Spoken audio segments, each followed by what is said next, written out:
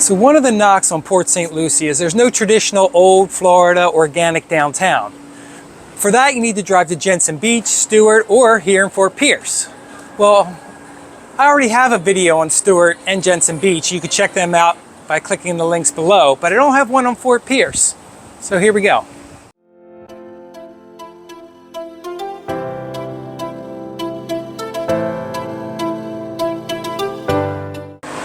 Hello, I'm Steve Kimos, a realtor here specializing in new construction in beautiful Port St Lucie, Florida, but today I'm in Fort Pierce. Now, Fort Pierce is not located in Port St Lucie. It's located in St. Lucie County on the Indian River, just north and east of Port St Lucie and just west of the Hutchinson Island beaches. It's about 20 or 30-minute drive northeast from Port St Lucie. So the city here was named after the Fort Pierce Army Post, which was built nearby in 1838 and was during the Second Seminole War and lasted till about 1842. The military post was named for Benjamin Kendrick Pierce, a career Army officer and the brother of President Franklin Pierce. Now today, the historic city of Fort Pierce is a gem full of shops, restaurants, history, and waterfront. It's known for its fishing, boating, parks, and culture. In fact, the fishing in and around Fort Pierce is some of the best in the world. So here are some highlights of Fort Pierce. The National Navy SEAL Museum, which commemorates the birth of the Navy frogmen, which took place here in Fort Pierce. And then this museum chronicles the evolution of the military unit into today's Navy SEALs. Fascinating place. Now, Fort Pierce has multiple state parks and preserves. Fort Pierce Inlet State Park and Avalon State Park have a combined 2.5 miles of dunes, coastal hammock, and a pristine beach. The beaches are home to nesting birds, shorebirds, and the dunes are full of all kinds of wildlife. Now, another preserve, Jack Island, is located approximately 1.5 miles from the main park. This island in the middle of the Indian River Lagoon has always welcomed hikers and wildlife enthusiasts. It's a must-see. So the city of Fort Pierce is also home to the Manatee Observation and Education Center.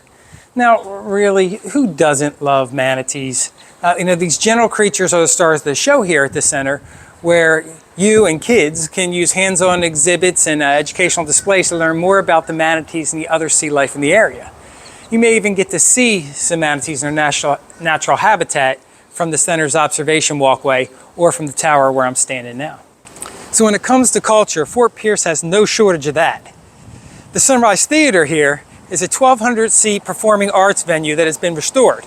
It boasts national plays and concerts, as well as comedy acts. I think Rob Schneider from Saturday Night Live's playing here soon. Now, in the heart of it all is downtown Fort Pierce. So explore the imaginations of Fort Pierce's local artists at the Vault Art Gallery, which showcases a diverse array of artwork, or go exploring at 111 Orange on the lower floor, where admission's free for all. Now, if you've ever seen Florida landscape art from the 1960s, there's a good chance it was done by the Fort Pierce's highwaymen. These 26 African-American artists, all men except for one woman, painted Florida landscapes and sold the paintings from the trunks of their car along Route 1, which was and still is the prominent north-south travel route along the East Coast.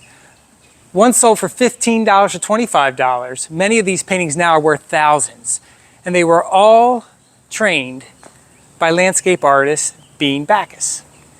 Now, you can learn more about the highwaymen on the Zora Neale Hurston Dust Tracks Trail, which commemorates the noted author and anthropologist who lived her last years here in Fort Pierce and was tied closely to the highwaymen.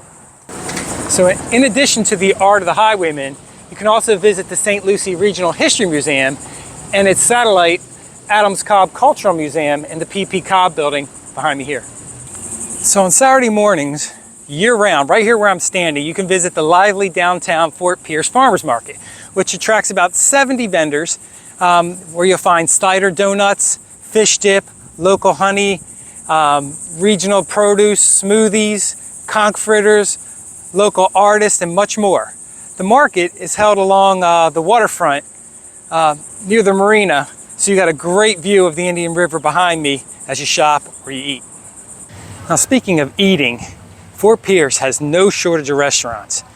There's no way you can go hungry hanging out in downtown Fort Pierce. You can grab a beer at Sailfish Brewery and then check out the 2nd Street Bistro, which is highly recommended by locals who enjoy Parmesan herb kettle chips, bistro fried cheese, shrimp and grits, and the Fort Pierce Po' Boy. Now, in addition to that, Pickled offers brunch, lunch, and drinks with an emphasis on whiskeys and bourbons. You can try a fresh grouper at the 2-story Krabby's Dockside, which is right here behind me, which has incredible views of the Fort Pierce Inlet and surrounding Indian River Lagoon. And if you want dessert, Dixie's Ice Cream and Donuts is just a short drive from the main downtown area and has a whole bunch of hot, fresh donuts and sweets. Well, that's a quick look at the awesome historic downtown of Fort Pierce, Florida. If you live anywhere in driving distance or you're visiting, it's definitely worth a day trip. It's a must-see. If you have any questions about the area, be sure to contact me. My information is on the screen and in the description below. And I will see you in the next video. Bye.